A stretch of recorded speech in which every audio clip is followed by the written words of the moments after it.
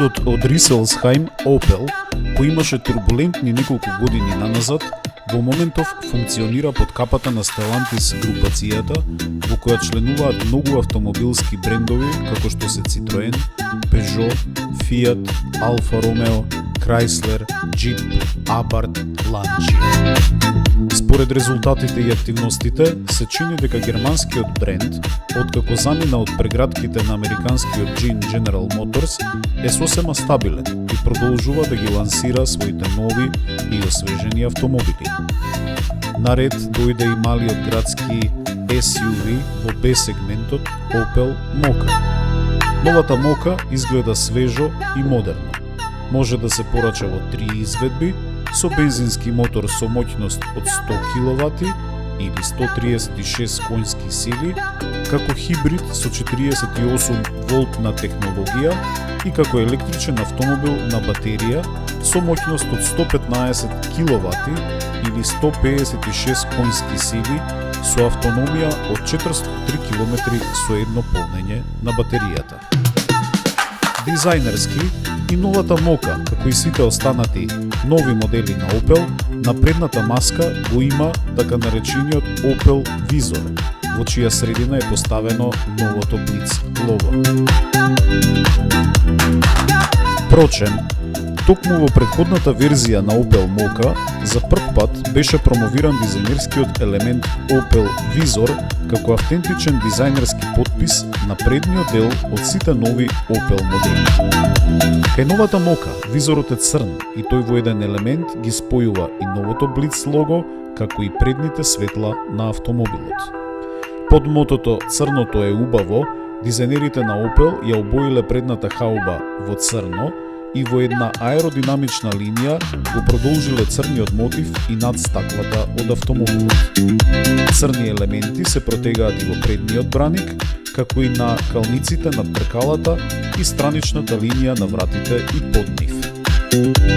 Ентериерот на новата Mokka е модерен, возбудлив, а материјалите од кои се направени елементите во ентериерот се од рециклирачки состав. Воланот, кој е за нијанса порамнет на горниот и долниот дел, е направен од вегански материјали. Централната конзола помеѓу двете предни седишта е во мат сребрена боја и е посјајна од претходно. Возачот во ентериерот сите неопходни информации може да ги следи на инструмент кластерот со големина од 10 инчи. Инфотейнмент системот, кој во автоиндустријата веќе стана еден од најзначајните елементи врз база на кои се носи одлука за купување на нов автомобил, во новата Mokka е базиран на напредна технолошка платформа на Snapdragon, која нуди можност за следење на повеќе медиуми со врвна графика. Во автомобилот е обезбедена и конективност преку Wi-Fi, Bluetooth и 4G.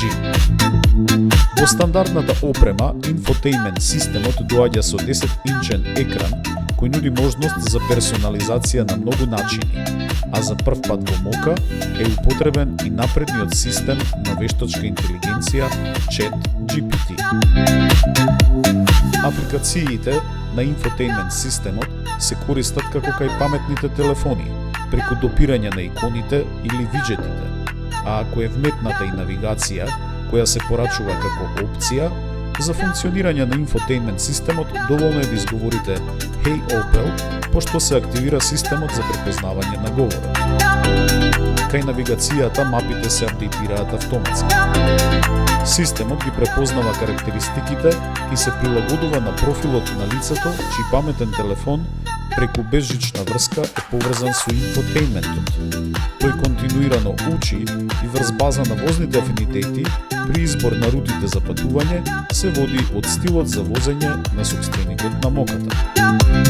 Благодарение на ChatGPT, вештачката интелигенција, возачите можат полесно да ја најдат локацијата што им треба, можат да добијат повеќе информации за градот во кој престојуваат, за карактеристиките и оценките на локалните ресторани, за концертите и местата за забава кои се случуваат околу местото на возење.